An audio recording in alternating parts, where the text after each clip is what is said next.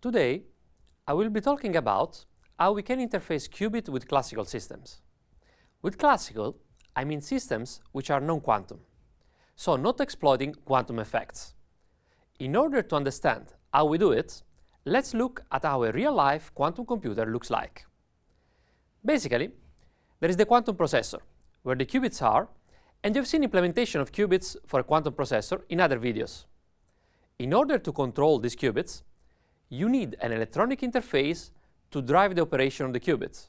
For example, single qubit or two qubit operations. At the same time, you also need to read out the state of the qubits, and this is done also by the electronic interface. In order to be a little bit clearer about what this entails, let's look at a number of examples.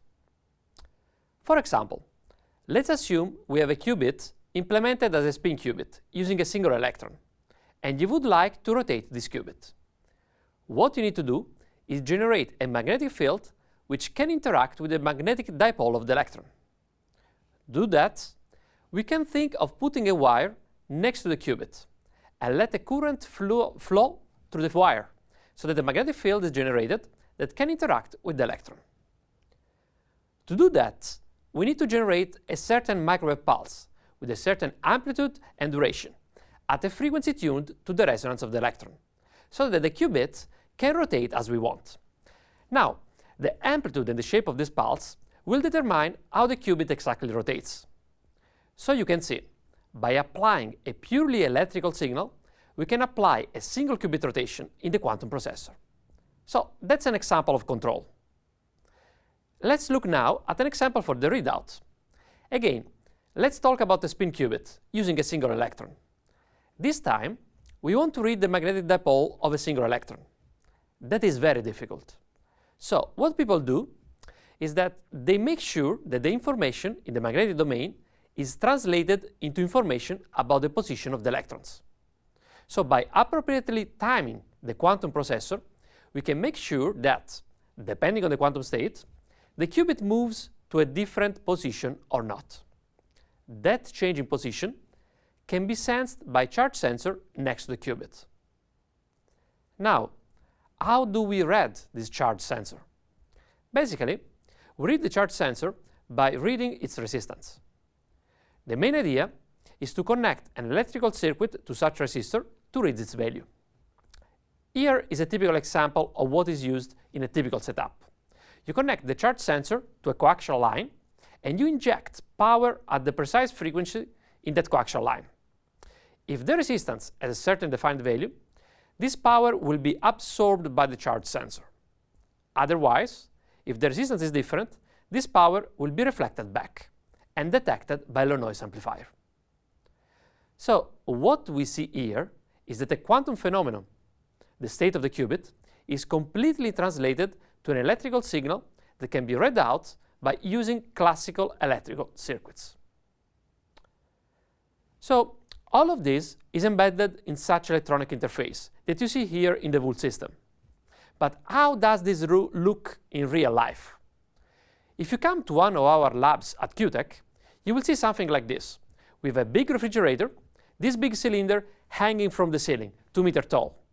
This is used to cool down the quantum processor very close to the absolute zero, because that is the temperature where the qubits work best. The quantum processor is here, at the bottom of the fridge. And to find the electronic interface, we should follow the wires that go through the fridge to the top floor and finally reach the electronic equipment on the higher floor, which implements the electronic interface. A quantum computer today looks like this. You have the quantum processor at very low temperature and the electronic interface at room temperature composed by very bulky equipment. The question we want to ask ourselves is, can we scale up such a system to a very large number of qubits? Now, you can understand that this is not so simple, especially because of the wiring. If you want to build a quantum computer with practical application, you need millions of qubits, and thus millions of wires. As an analogy, think to the camera in your phone. It has millions of pixels, and you try to connect each of those pixels with a wire 2 meters long to its electronic readouts.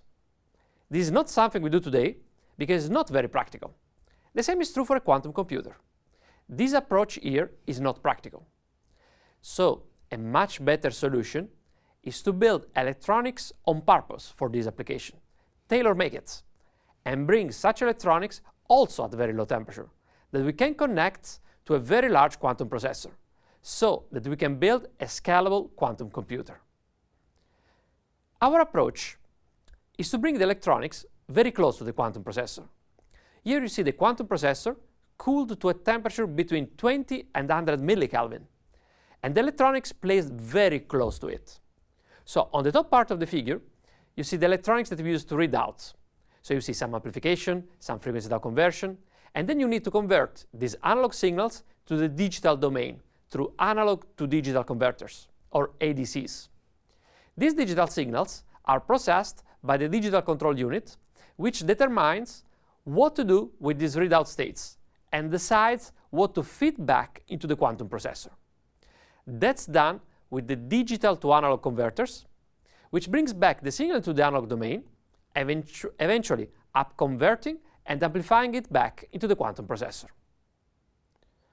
One thing you may realize is that we may also need to bring some part of the electronics at the same temperature of the qubits, so down to 20 millikelvin. But if we can do that, we can really build a scalable quantum computer. As a side note, here I'm showing a purely electrical interface, but for some qubits, for example NV centers, we may also need an optical interface, possibly also working at cryogenic temperature. Now, to implement all that, we have to face a number of challenges. First, all of the electronic controller needs to achieve very tight performance. If you think to the example of the spin qubits, just to let the qubit exist, you need to provide constant voltages with a very tight stability, well below 1 microvolt, which means better than 1 part per million. We need also to provide microwave pulses with very tight accuracy in terms of amplitude and timing. And you need to build a readout with very low noise, much better than what is possible today, while at the same time avoiding any kickback. That means avoiding any effect back to the qubit, because you want to avoid spoiling the quantum state. So that's the first challenge, meeting the performance. The second challenge is that you have to operate these electronics at cryogenic temperature. So typically you want to place it in a refrigerator. You see a simplified diagram on the right. The refrigerator has different stages at different temperatures. The qubits are typically placed at the lowest stage at the lowest temperature. And you want to place the electronics as close as possible to the qubits. What's the problem? The problem is that the lower you go in temperature, the less cooling power you have available in the fridge. So, for example, at 4 Kelvin, you only have 1 watt of power available. And if you go to 20 millikelvin, you even have much less than a milliwatt. So the challenge here is to build all these electronics while dissipating the minimum amount of power. Finally, but also very important, we need to build these electronics with the technology that can work at cryogenic temperature, as low as 4 Kelvin or even 20 millikelvin. You have different options, because you can use superconducting devices or any semiconductor operating at low temperature. Here you see a number of examples. The challenge is to choose the best technology. So, to conclude this lecture, we have seen that we can build a scalable quantum computer if we can build an electronic interface operating at cryogenic temperatures, very close to the quantum processor. However, to make sure that this works, we have to address a number of challenges in terms of performance, power dissipation, and cryogenic operation. And these are the topics that we are going to discuss in the following video.